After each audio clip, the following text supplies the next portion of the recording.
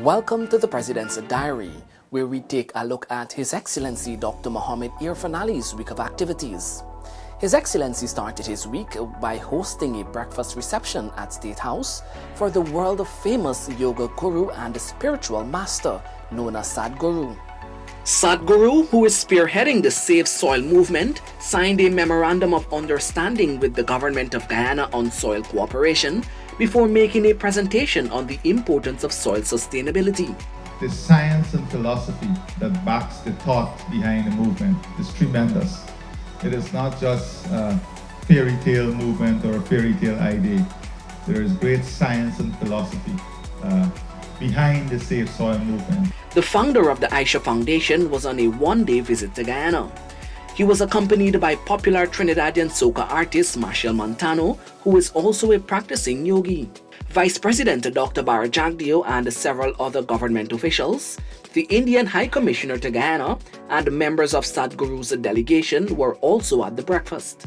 The head of state also commissioned a new $141 million water distribution system at Lusignan that has already started serving about 22,000 persons. Delivering the feature address, President Ali noted that the investments in the water sector forms a part of a massive infrastructural transformation being led by his government.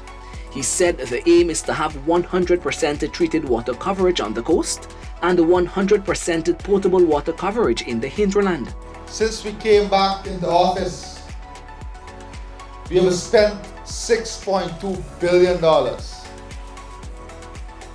$6.2 billion in the water sector.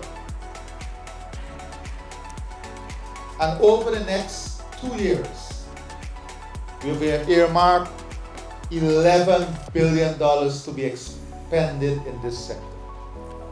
And what do we want to achieve with this expenditure? We want to ensure that by the time we get to 2025, we have 100% access to good potable water and efficient supply of water all along the coast. 100% access. Also, Dr. Ali has assured consumers that despite the rise in fuel costs globally, there will be no increase in water and electricity rates. The head of state gave this assurance during the commissioning of the well. Main impetus for power and water is fuel, energy costs. That has increased by 100%. But here in Guyana, the government is not going to allow that increase to be translated to the people of the country. We set the boat entity, you are not going to increase by a cent. The government will take up the additional expenditure until the end. With increasing cost for fuel, the government will be subsidizing it to ensure that the burden is not passed on to citizens. President Ali reminded that it was his government that removed the value-added tax on water for all categories of citizens and reinstated the water subsidy for pensioners.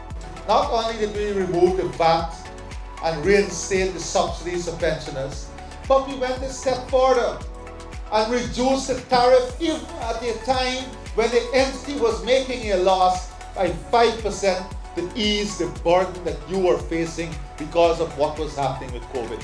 That is how a responsible government operates. President Ali on Wednesday attended the service of the late Justice Kennard, expressing condolences to the family and the friends on behalf of the government. The head of state said that Guyana has lost a distinguished gentleman and an extraordinary soul. He said Justice Kennard made sterling contributions to the development of the legal fraternity and the country. On Thursday, to usher in Phagwah, the Festival of Colors, the head of state hosted a holy dinner at the State House. The event was attended by Vice President Dr. Bara Jagdeo, Prime Minister Brigadier Retired Mark Phillips, government ministers, and the members of the diplomatic corps.